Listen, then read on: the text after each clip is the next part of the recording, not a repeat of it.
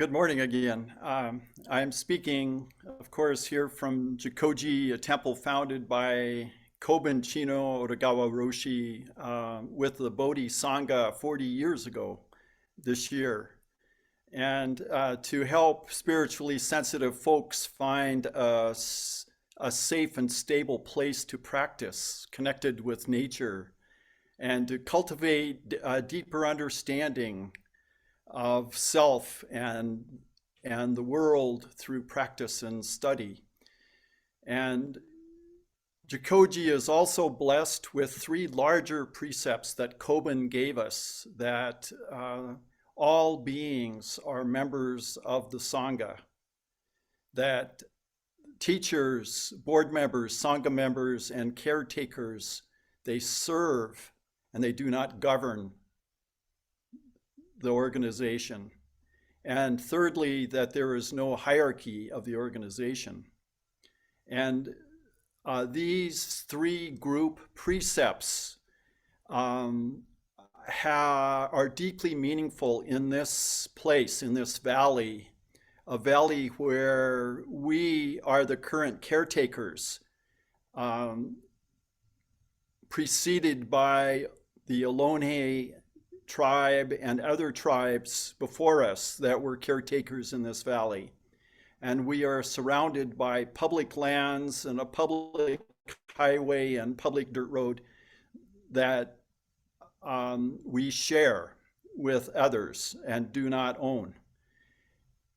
So we are required to accept whomever shows up, and whomever shows up seems to find peace and a welcome spirit in this place, irrespective of who is here. We have rules as the need arises, yet there is a spaciousness around the rules that allows for flexibility in the moment. Rules are like fences. And fences are for certain shapes and sizes of bodies and minds that can keep some critters out. Like a barbed wire fence may keep cattle in and horses in and may keep people out, but are useless for pocket gophers and rabbits and mice and snakes, for flies and birds, and for the wind and the clouds. And they can be stepped over or climbed over by monkeys or deer, or jumped over by deer, or climbed through by humans going horizontally. So fences and rules are really selective and are usually designed for a small set of conditions. And holding to fixity of rules is like keeping our mind set on limited conditions of circumstance. Our Native American ancestors were known to practice egalitarian ways, where ownership of land was not fixed. There were no fences, no fortresses were constructed. The boundaries were porous and flexible, and where group decisions were made, where chiefs and leaders and spiritual leaders were selected by the group, where the chiefs kept their jobs, if they did their jobs of providing wise counsel and taking care of the needs of the group, extending to the needs of the neediest. A chief's job was to keep the resources fairly well distributed so no one was hungry or cold or thirsty. And when met by the European explorers, they came to find people who were deft at conversation, at discussion, at who exhibited logical reasoning and questioned various points of view, and their behavior was founded in the freedom of each individual able to decide their path. This notion of personal freedom was something that was embodied by the European explorers. And yet, what they brought were in sharp contrast to what they met here, because they brought a sense of structure and hierarchy. They brought people who followed the orders of captains and their king, and where the rules were handed down by some god or by the king who had absolute authority. Some of the first explorers were Jesuits and were surprised to find the Americans on this land questioning their queer ways of obedience to a king or an absolute power and to a god with so many rules. And it seems like the two cultures, when they met, one had a sense of property ownership and another did not. The chiefs were there to spread the resources, and kings, on the other hand, collected resources as their own with an absolute authority until they were overthrown, and they distributed to their friends and friendlies and kept from those who were foes. So, in a way, the three precepts, the group precepts that Kobun gave us, of having no hierarchy, of having that all beings are members of the Sangha, and that we serve, whoever is in leadership here serves and does not govern, in a way is a reflection of the ancient ways of the native peoples of the Americas.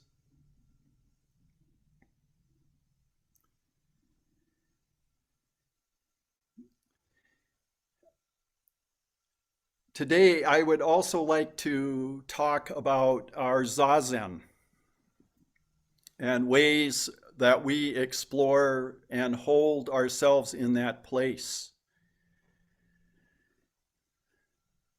But first, I would like to share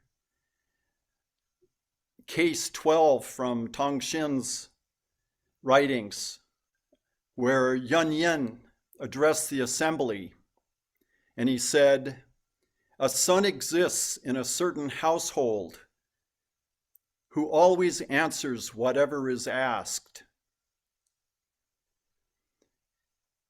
And Tongshin came forward and asked, "How big a library does he have in his room?" And Yun Yin said, "Not a single word." Tongshin then said, "How does he know so much?" And Yun Yin replied, "Day or night he never sleeps." "Is it all right to ask him a question?" asked Tongshin. And Yun Yin replied, "He could answer, but he won't."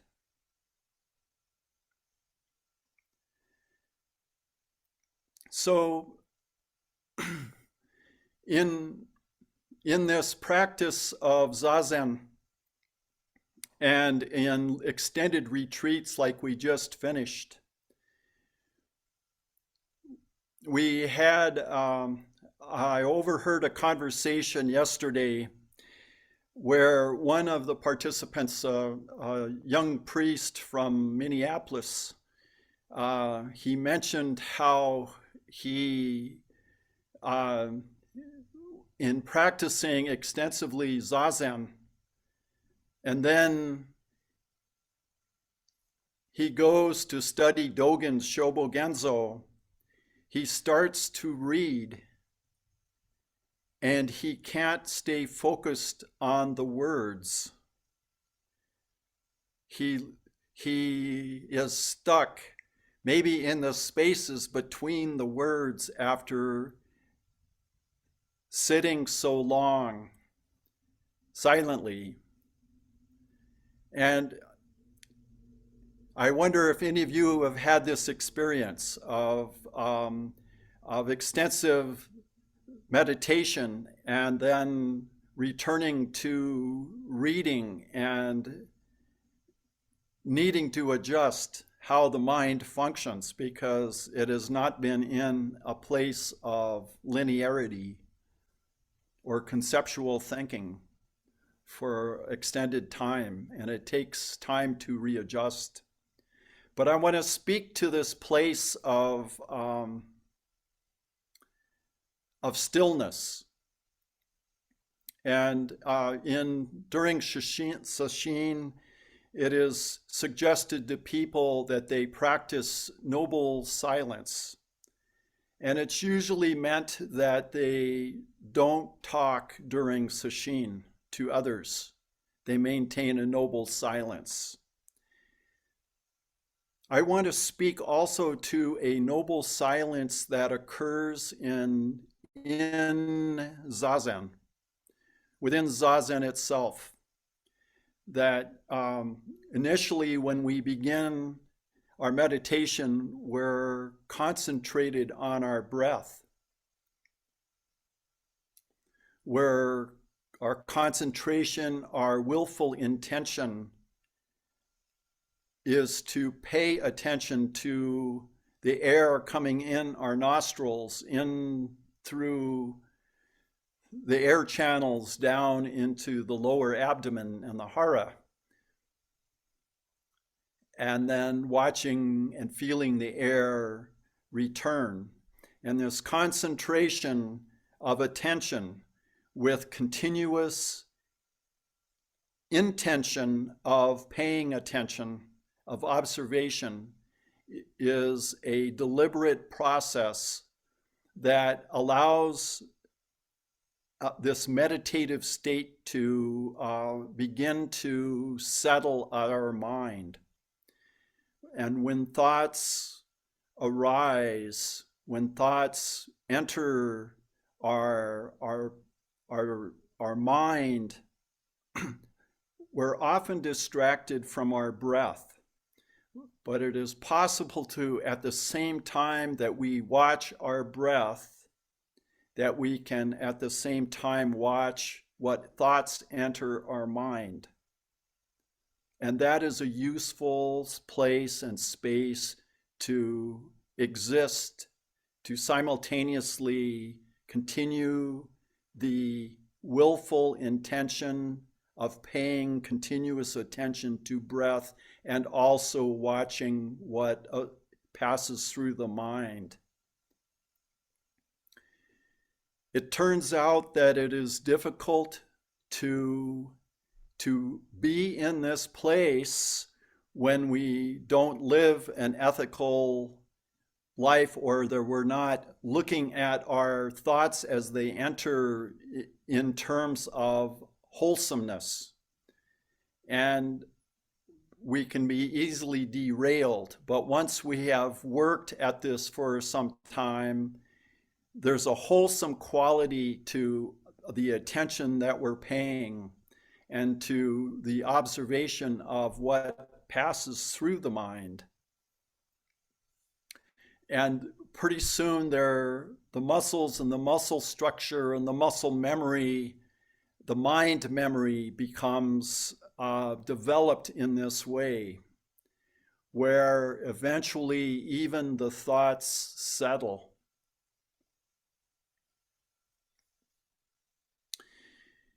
In this settling of thoughts and just being absorbed in the concentration of this, our sitting for long durations of maybe moments, a long duration being a moment.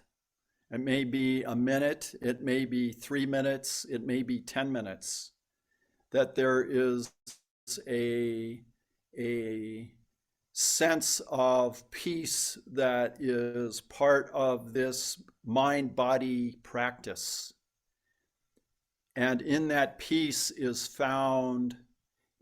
the manifestation of this noble silence.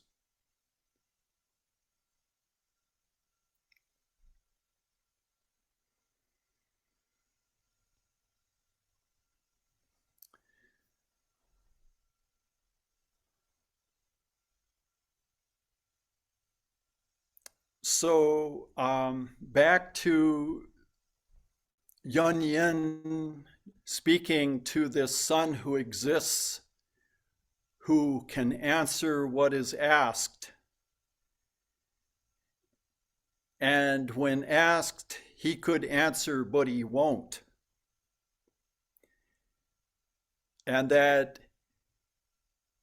he was asked, Yun Yin was asked, how does he know so much? Day or night, Yun Yin said, he never sleeps. To me implies that there was a continuous attention, a continuity of paying attention, a mindful attention, day or night.